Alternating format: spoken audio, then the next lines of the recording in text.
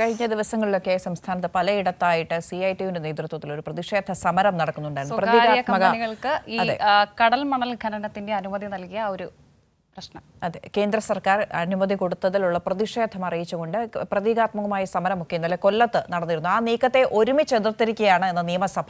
ഒരു പഠനവും നടത്താതെയുള്ള കേന്ദ്ര നടപടിയിൽ സംസ്ഥാനം വിയോജിപ്പ് രേഖപ്പെടുത്തിയിട്ടുണ്ടെന്ന് മന്ത്രി P. രാജീവ് സഭയിൽ നിന്ന് വ്യക്തമാക്കി. യോജിച്ച് നമുക്കതിനെ എതിർക്കാം, ആ ഒരു നിലപാടിലേക്ക് പ്രതിപക്ഷത്തിന്റെ നിലപാട് സ്വാഗതം ചെയ്യുന്നുവെന്ന് മുഖ്യമന്ത്രിയും പറഞ്ഞിട്ടുണ്ട്. അതെ, യോജിച്ച് നീങ്ങാമെന്ന നിലപാട് പ്രതിപക്ഷം അറിയിച്ചിട്ടുണ്ട്. അത് സ്വാഗതം ചെയ്യുന്നുവെന്ന് മുഖ്യമന്ത്രി പറയുന്നു.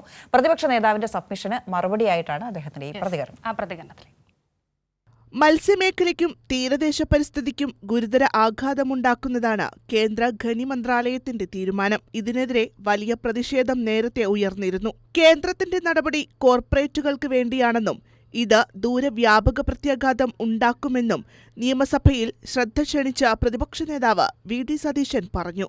ഈ കോർപ്പറേറ്റുകൾക്ക് തീരെഴുതി കൊടുക്കുന്ന ഒരു വലിയ ഭേദഗതിയാണ് ഈ 2023 വന്നത്.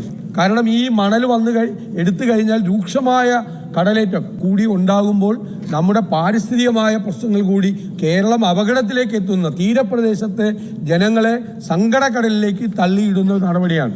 ഒരു പഠനവും നടത്താതെയാണ് കേന്ദ്രത്തിന്റെ നടപടിയെന്നും സംസ്ഥാനത്തിന്റെ വിയോജിപ്പ് കേന്ദ്രത്തെ അറിയിച്ചതായും മന്ത്രി P. രാജീവ് അറിയിച്ചു. അതിൽ ഒരു തരത്തിലുള്ള പഠനങ്ങളും ധാതുപര്യവേഷ റിപ്പോർട്ടുകളുടെ ആധികാരികത ഉറപ്പാക്കാൻ കഴിയുന്നില്ല. അതോടൊപ്പം തന്നെ തീരദേശ സംസ്ഥാനങ്ങളുടെ സുരക്ഷയും അവകാശവും സംരക്ഷിക്കാതെയാണ് ചട്ടഭേദഗതി വരുത്തിയിട്ടുള്ളത്. ഒരു പഠനവും കൂടാതെയാണ് ധാതുപര്യവേക്ഷണം ഉൾപ്പെടെയുള്ള കടൽ ഖനനം സ്വകാര്യ മേഖലയ്ക്ക് 50 വർഷത്തേക്കാണ് തുറന്നു കൊടുക്കുന്നത്. ഇത് വലിയ പാരിസ്ഥിതിക സാമൂഹിക പ്രത്യാഘാതങ്ങൾ ഉണ്ടാക്കുമെന്ന കാര്യം നമ്മുടെ സംസ്ഥാനം വിയോജിപ്പിനകത്ത് വ്യക്തമാക്കിയിട്ടുണ്ട്.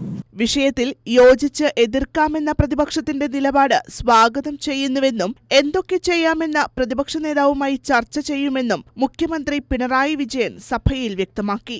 ബഹുമാനപ്പെട്ട പ്രതിപക്ഷ നേതാവ് പൊതുവെ നമ്മളെല്ലാവരും യോജിച്ച് ഈ കാര്യത്തിൽ എതിർക്കാൻ തയ്യാറാവണമെന്ന് പറഞ്ഞു. സ്വാഗതാർഹമായ നിർദ്ദേശമാണത്.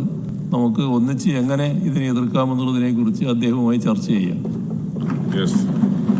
കൈരളി ന്യൂസ്, തിരുവനന്തപുരം.